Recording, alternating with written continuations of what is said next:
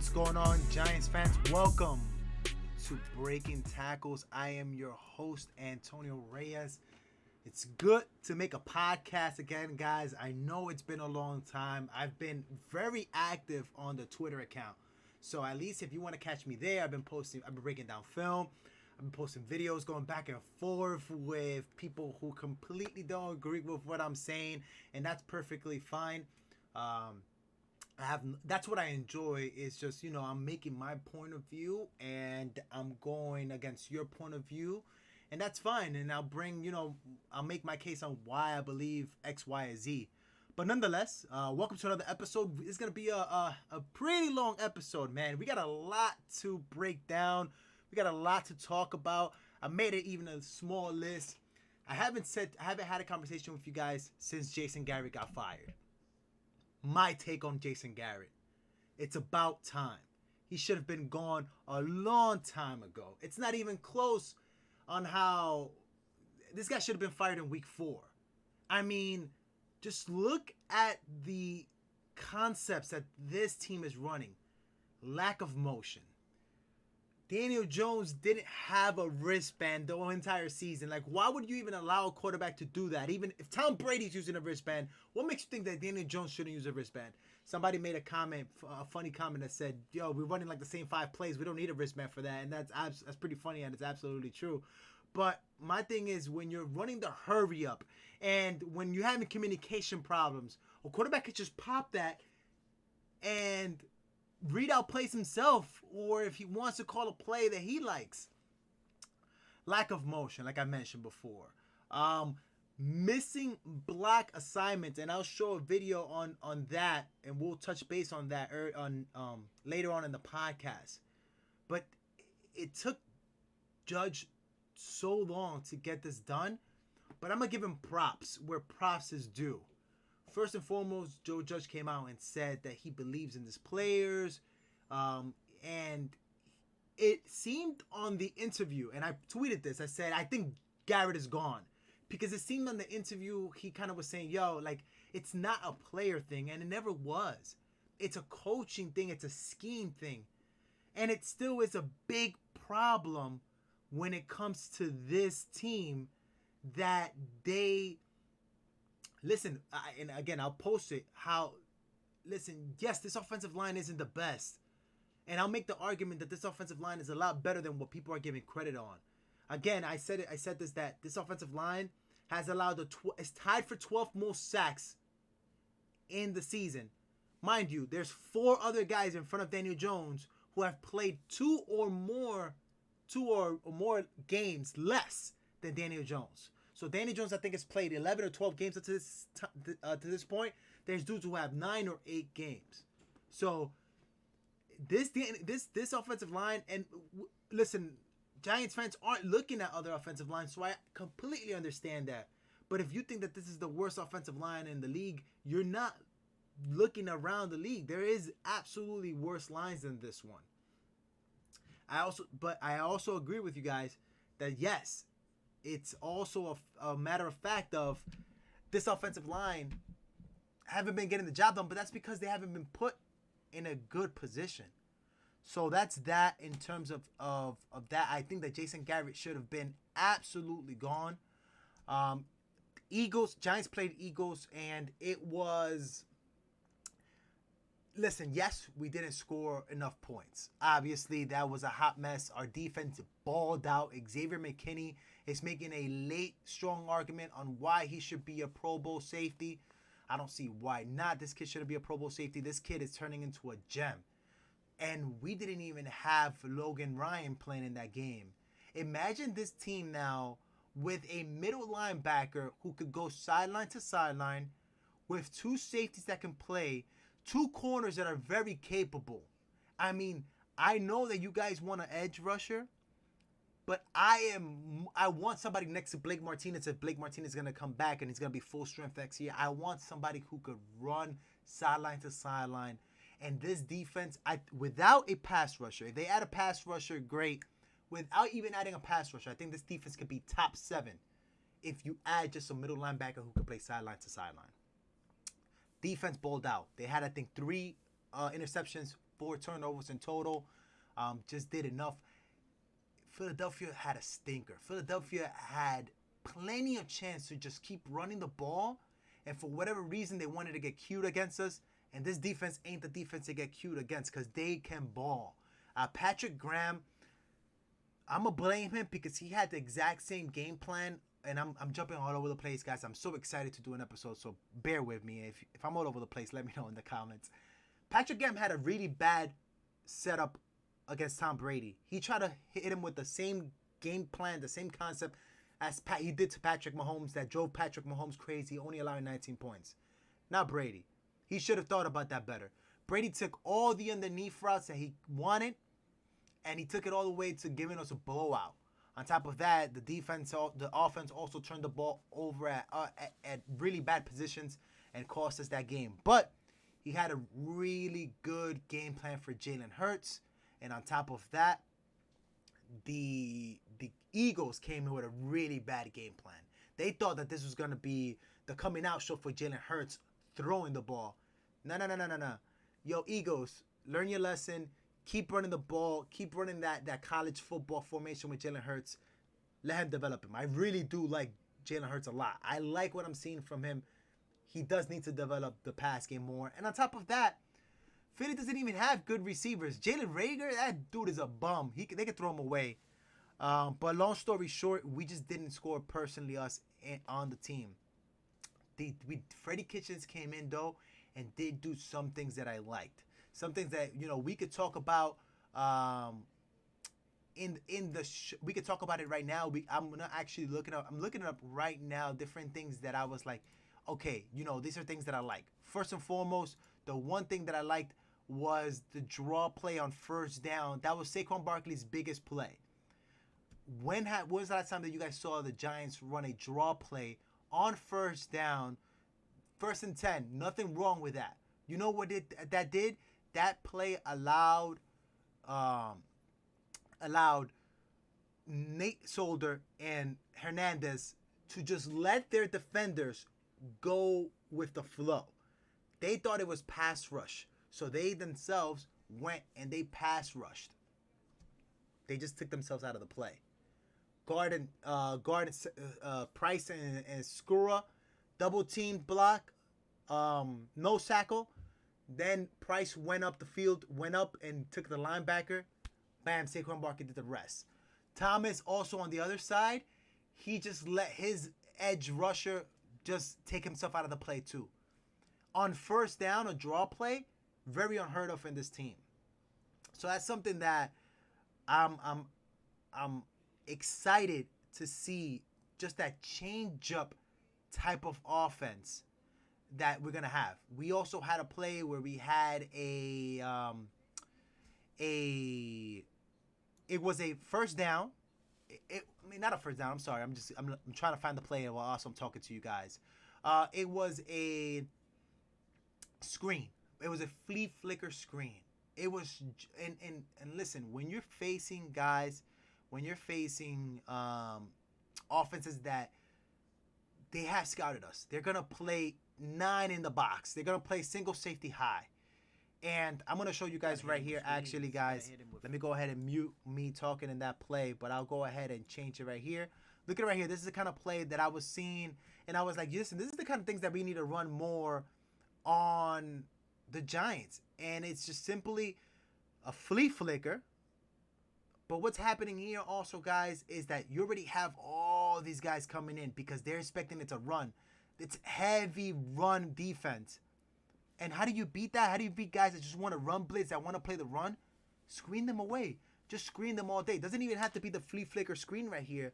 But if you do this more often on early downs, play action, screens, draw plays on early downs, that's called the change-up. That, you know how in baseball, I don't know if I don't watch much baseball anymore, but there used to be some back in the day when I used to watch baseball, there used to be these great offensive guys, offensive pitchers that would their main pitch would be the changeup. And I think the Yankees, the guy who used to play that plays for the Yankees now, that used to play for Cleveland, He's definitely one of those guys. Kluber. He's a change-up specialist. That's what this offense needs to be. It's just throw the defense, the opposing defenses off by creating, by running draw plays, by running screens. Get the play actions. All the play actions that we ran against the Eagles, and this is why I'm excited for as the weeks come by to see this offense and how they're going to do. All the play action plays that we ran against the Eagles were successful. I would love, and John Smoke, he worked for the Giants. He said that there's only 2 teams that are running more play action than us.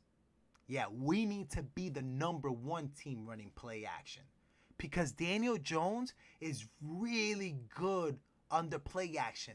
The way he sets his feet, the way this offensive line protects him off play action, the way he throws, zips the ball down the middle of the field in play action, we need to see more of that. And I think that if we could get little things like that more going on, I think we're going to be scoring a lot more points. And I expect us, and I tweeted this earlier, I expect us to have more than at least one more touchdown on average. I think we're averaging 19 points a game for the year. I'm expecting us to score one more touchdown than 19 a game. So we're going to be around that 26-27 range for the year. I think for the rest of the season. Maybe not this week coming up against Miami, but I guarantee you that after the Miami game, we should be one more touchdown up for the rest of the year. There's another news coming up, and we're going to play by Miami, and I'm going to break down Miami. Daniel Jones strained his neck, but and there were earlier reports saying that he might not play coming up this week. Then I saw him in his interview, and then I saw Coach Judge's interview. He doesn't look bad. It looks like at worst he probably has like a spasm or what's that thing that we used to have when we play football? A burner in his neck. But it looks like if you could probably inject him with some steroids, he'll be ready to go. If they don't play Daniel Jones, I will be really, what's the word? I wouldn't understand that move. Like something smells funny if they don't play him, because he doesn't look that bad. He was moving his neck side to side, and I know it's not like panicking side to side like it is on an actual NFL game, but he was moving side to side on that interview. And I guess, yes, I understand there's a lot more complicated to that. It's all about pain tolerance too. But I just would find that really weird that you wouldn't just give him a cortisone shot and let him play. So there's a chance that the Giants backup, what's the guy's name? Giants backup. Let me look it up right now, guys. I completely forgot. But anyhow, there's a chance that the backup will play, and they also brought in Jake Fromm from the practice squad from Buffalo. Who is this guy? Mike Glennon. Glennon is gonna get opportunity to play. Listen, I'm excited to see Glennon play because I think that Glennon does things that Daniel Jones doesn't.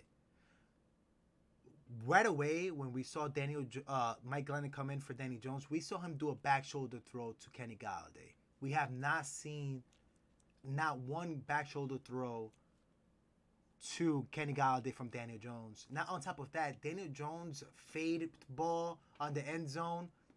It's not bad. It's not the best. It's mediocre, to be honest. I think that his ball placement on those routes, on those one-on-one routes, isn't the best. And I would love to see what Mike Glennon brings. So I am hoping that we get at least one game with Mike Glennon. I could be completely wrong about Mike Glennon. He could be a lot worse than Daniel Jones. And obviously that's why he's not the starter. But I'm 100% certain that there was no QB competition for starter anyways. Daniel Jones, they want to see what Daniel Jones have, and rightfully so. They want to see what Daniel Jones brings to this offense. So you can't have a quarterback competition. You just got to have a backup. But I honestly believe if it's because of confidence, if it's because of more football knowledge, I think that Mike Glennon would be a better opportunity, will give it a better opportunity to win for the New York Giants right now than Daniel Jones. And that's just my opinion. With that being said, let's talk a little bit about the Miami Dolphins and what they bring to the game. Miami Dolphins, I saw their game against the Panthers. Wow. I'm talking about that defense is playing some, I don't give a bleep about what's going on. They were playing single high man. They were playing double cover 2 man. It was a whole lot of man going on there. It was plaster right off the line of scrimmage. Xavier Howard had one interception where he ran the route for DJ Moore, I believe it was, and Cam had no business throwing over there, and he threw the ball over there, and Howard almost had a pick six on that play.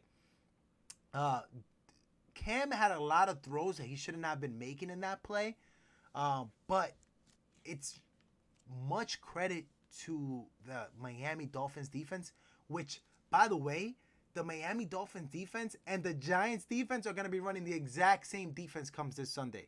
They're going to be playing single high man, cover 2 man. It's going to be a whole lot of man in this game. Why? Because both defenses are going to be more concentrated with stopping the run. No matter who's quarterback for the Giants, Glennon or Daniel Jones, they're going to say, yeah, you want to beat us? You're going to have to beat us in this man press coverage because we don't respect your passing game at all.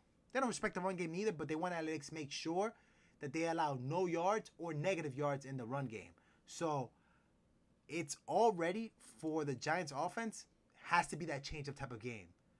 Reverse, draw plays, screens, and slants have to be on point. It has to be on target, on the right window. Something that not Jalen Hurts, what's the quarterback? Tua Tagovailoa does really. I probably butchered Tua's last name, so let's just call him Tua. Tua does he did, at least in the last game, Tua did an amazing job of hitting his slants at the right window, because it's also where you place it, but it's also if you put it in front of the wide receiver, which he did both at many times in that game, and that's why Jalen Waddle went crazy. Let's talk about real quick. We were talking about the Giants, the Miami defense, and what the Giants offense needs to do. Again, we mentioned it: screens, draw plays, just change of pace, change it up on them. But you have to play above the X's and O's. So we need whoever is going to play that quarterback position. If it's Jones, he needs to take the scrambles and the runs positive when they give him. He needs to stop dropping back more than he's supposed to, or stop rolling out to his right like he normally does. And that's one thing that I've been saying over and over. Man, I can show you guys how this is the kind of plays, and I'm going to post it right now so you guys can see it. These are the kind of plays that I want to see Daniel Jones do more of. And I'll show you guys right now. Let me pop up here the screen. Yes, this play, he missed wide open guys. He could have hit early anticipation. Right here and right here, those two guys are plays that he could have made, but he didn't. But you know what he did do? He stepped up in the pocket, which is something that I appreciate at least. He stepped up, something that he doesn't do enough of. Step up in the pocket and just go. And that's something that we need Daniel Jones doing more of. Throughout the entire season, he needs to go. He needs to take those yards. And if he does this more often during the year, it's going to relieve pressure off his offensive line. It's going to build confidence on the team. So if we could get Daniel Jones to do that more often, and again, I understand that he did miss wide open throws. That's fine, man. He needs to build his confidence first. Not only that, but even the route concepts on this team are a little bit off, where dudes is not turning their heads right when they're supposed to, so Daniel Jones could know that they're open. You know, little things like that. Everything is just a step off in this offense, and it's going to come with Freddie fixing the scheme, fixing the assignments. Assignments is so important, and I'll show you guys why. As a matter of fact, let me see if I can actually find that video, which is super important. I had a big problem with this particular set of plays, and I'm gonna let coordinators. I'm gonna play the video out so you guys can see it, and then I'm gonna give kind of my take in between on what's going on in this video. But assignments. Understand that everybody's saying the offensive line is terrible. Offensive line is terrible. Let me give you my point of view on this offensive line. Okay? So I'm gonna let who is this gentleman again, man? It's one of my favorite, Baldy. Baldy talk, and I'm gonna kind of break down what's going on here. But the problems still persist. Saquon Barkley had 13 carries in the game. 9 of the 13 went for a yard or less. So in this is an inside zone at a high formation. All right, Eli Penny's going to come and lead on number 57. You're going to double team here, right? But you don't have a tight end that can block the edge. This is a hard play, guys. Mind you, my goal, and what I think that Joe just said too, is put players in the right positions. And if they don't make the plays, that's not on you. You put them in the right place, they've messed up. And when that happens, I'm absolutely going to go ahead and tear down any player that happens. This happened with the Giants defense at the beginning of the year. Everybody was like, oh my God, they all suck. They suck. And I kept saying, look at my tweets. It's not the defensive players. It's Patrick Graham is not putting them in successful positions for them to win. And their confidence is shot. Once Patrick Graham puts them in the right position to win and they start succeeding, their confidence is going to get better. Same thing with this offense. You can't be asking a tight end to block a defensive end. That's never going to work unless you have like the most elite of run blocking tight ends, which clearly we don't have. Blaming Chris Myrick, it's his first game. First or second game. But he can't block that end. All right, so it's hard. It's hard right there. Saquon's going to have first or second. You know what? And here we go. Elijah Penny. Elijah Penny should have, obviously, maybe he doesn't see it right here. But maybe that might have been a better call. Obviously there's a linebacker here. Elijah Penny has to pick up that linebacker. He has to hit that hole. Or Elijah Penny should have gone over here and read this better and hit this linebacker right here, because this is double team. This is kind of double team. It would have been Elijah Penny hitting number 49, and so as the center. But again, the Giants are doing the little things. And it's not even about these guys can't block, but you guys are not even picking up the right assignments. All right, so it's hard. It's hard right there. Saquon's going to have Derek Barnett coming off the edge. Tight end gets beat. Okay, that happens. All right, now, it's 2nd and 3 right here. Look at this play, guys. 2nd and 3. Guys, this is insane. All right, the Giants go to 3 tight ends. All right, they got the extra tackle in there, Matt Parrott. Actually, this is not the play that I was talking about. Is in there next to Andrew Thomas. All right, let's take a look at this play. See what happens. You better, then Fletcher Cox is in that 3 technique. All right, guys. Somebody said that it was Hernandez's fault for not chip blocking this. It's not Hernandez's fault. If Hernandez's assignment is to, well, I'll take that back. There's nobody here. So Hernandez should absolutely hit someone here. But if the job is for Hernandez, offense knows where the play is going. The offense knows where the play is going. So your job, Nate Solder, is not to get beat inside, even if he lines up inside. You got to try to crash it before. You got to cheat. You got to do what you got to do to make this happen. Maybe don't line up with those type of gaps inside your assignment. Maybe close the gaps more. Little things like that is that we just don't do as an offense. Or, you better be able to get him out of that gap, which they can't do. All right, Nate Solder can't get Fletcher Cox out of there. Guys, offense knows where the ball is going. Yo, if you have to, and this is allowed, between the tackles, you can't chop block. If you got a chop block Get him out inside of the that tackles, gap, which they can't do. do it. Right? Nate Solder can't get Fletcher Cox out of there. And he made Saquon Barkley on second. But again, I also understand that Hernandez could have helped out there, helped establish Nate Solder, and then moved on to the linebacker. Second three. Get him out of that again, gap, which it's bad assignments. It's not that they don't know how to block.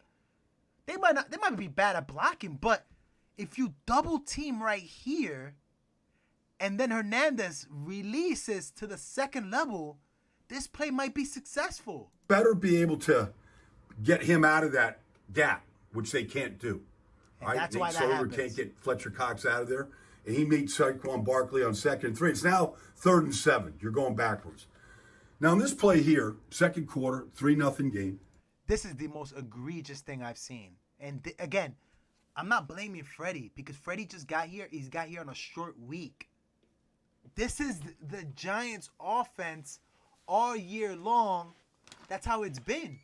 It's been pretty much missed assignments are not put in the right place. And that, listen, it happens once or twice in a game.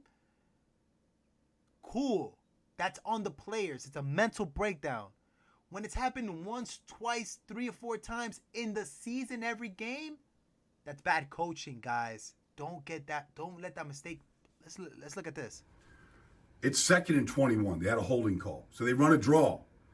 And Saquon gets the ball, and as soon as he gets the ball, the middle linebacker, Alex And then people have the audacity to say, hey, Saquon is not doing what he's supposed to. There's nothing there. Singleton meets him in the backfield. And you go, well, how did that happen so fast? You go, okay, they're going to run a draw here against a 6-man front. They don't have enough blockers. This isn't bad blocking. It's bad assignment football. You don't have somebody to block this guy. And then look. Now, they're going to ask Evan Ingram from the slot to block the middle linebacker, I think, because that's what it looks like they're asking him to do. It doesn't make any sense. Like, you just can't block the middle linebacker from that spot. This is crazy. Yo, have double team right here. Have him pick this guy, right? Double team to go. Double team. This guy didn't even matter in this play, right? Double team, release the double team, move up. What happens? Double team, never releases. You can't run this play. You got to get out of the play. Now, if you look on the front side and you go, what are they doing on the front side? All right, Solder's coming up on the linebacker. What are they doing? Like, somebody has to account for the middle linebacker on a draw. It's a draw play. Like, Saquon can't make. Guys, it's more complicated than this offense can't block on run block, can't run on pass block. Our wires are all crossed up. They're not put in the right position, and they're not executing successfully. You're putting your players at a disadvantage if you're asking them to execute on bad assignments. Yes, it might work once in a blue, and the Giants have made it work very often. But they need to be put on better positions more often. And that's the only way that the Giants are going to succeed. On defense, let's talk about the Miami Dolphins defense and what the Miami Dolphins offense and what does our defense needs to do. Tua is heavily running in the pistol formation, very little on the center. He does run a shotgun, but it's mostly pistol formation with 2 guys, either the running back behind him obviously because it's a pistol, and then he has a guy next to him, which is probably a wide receiver or another running back. Tua is a flat guy. I mean, this, you know how they tell you, oh, it's a vertical offense where they're passing the ball and it's mostly just from freaking one end zone to the other? That's the opposite of this team. This team is throwing horizontally all the time, from sideline to sideline. It's trying to hit you with the flats. So if the Giants play this, oh, we're going to play this cover too high and we're going to give him the flats, he's going to win the game. Because not only is he hitting the flats pretty good, he's also hitting his slants extremely good. So Miami is a sideline to sideline offense that we really need to go ahead and play that cover 1 or cover 3. If you want to play some zone, it has to be cover 3. And you have to play the flats. Or else Tua is going to have a day. Tua is really good when it comes to the slants. I really liked his slant position. I don't think Tua's mistake is the same one as Daniel Jones, in my opinion. He doesn't keep the ball enough, whereas Jalen Hurts does that in a perfect amount of time. He didn't do it against the Eagles, against the Giants, but in the games before that, he absolutely kept the ball more and ran. Jalen Hurts tried to pass the ball more. I don't know why. Whatever quarterback decides to run the ball more this Sunday, I believe that's a good quarterback that's going to win this game. Another thing, too, is that I saw that they run a lot of in-breaking routes, and it works really well for them. They do have a lot of mistakes where they're doing a lot of false starts. Sounds like the Giants, right? Bad snaps. So they put the ball on the ground on offense inadvertently, meaning nobody's touching them. Nobody's is forcing a fumble, and they make a lot of mistakes that put the ball on the ground. So the Giants need to capitalize on that, need to pick those balls up, need to get it going. The Wildcat. They ran Wildcat in the end zone, in the red zone. They ran it, and it was really well ran. We need to make sure that we do a better job against that. If we're loading up the box, we got to make sure that it's not a passing Wildcat. But Gaskins and their other running back, they did an amazing job running with it. I don't think they really want Tua to take too many hits. Maybe that's why he's not running it enough.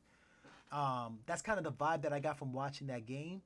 But it just means we're going to have to play some crazy inside coverage. And we're going to have to play some that just fill the box. 8-9 man in the box. And it's going to be will against will. I love our interior linemen. I think that we have one of the best interior lines in the league in terms of when it comes to penetrating gaps. It might not be the best when it comes to pass. I still think that our defensive line, whether it's pass or run, they do an amazing job. And I think that if we would have a middle linebacker that could play side on the sideline, we would be perfectly fine. And this defense would be a top defense. But again, I don't think that the Giants are going to have a problem on defense. It's just going to be on who's going to score more. I think with a week of Freddie Kitchens, and again, it all depends on who's going to be the quarterback, Daniel Jones or Glennon. I still like either one of them to win this game and score at least 21 points. And it's going to be a low scoring game. I don't see how this game could be a high scoring game. If Daniel Jones plays this game, it's going to be a challenge for him because he's not going to have guys wide open. This secondary is going to give you very small windows, and they're going to take a lot of risk. It has to be good play calling for Daniel Jones. If Glennon plays, we could see things like back shoulder throws, and it might be an easier offense for him. Problem is, Glennon isn't going to be running, I believe, as much as Jones can run. Jones doesn't run enough for me, but I think that will be completely eliminated from the system if Glennon is the one that's playing quarterback. All right. I feel like I covered a lot. I still feel like I wanted to cover more, but this was the first episode, at least, guys, that I'm out here and I'm doing camera and I'm doing all these transitions, and I know it was not the greatest. But nonetheless, I would love to hear your feedback. I would love to hear what you guys think about this. And listen, let me in, man. Let me know what you guys think of the podcast. Comment, share. I appreciate everybody who takes their time, even if it's 5 of you guys, 10 of you guys. I know you guys want to see me post more content. I will. I'll get to that. I'll definitely go ahead and post. I'm excited to see this game and see what's gonna happen and how we're changing on the Freddie Kitchens offense. But yeah, let's go ahead and keep seeing how this is gonna work out. For BT Giants and Tony in the building, have a good one, guys.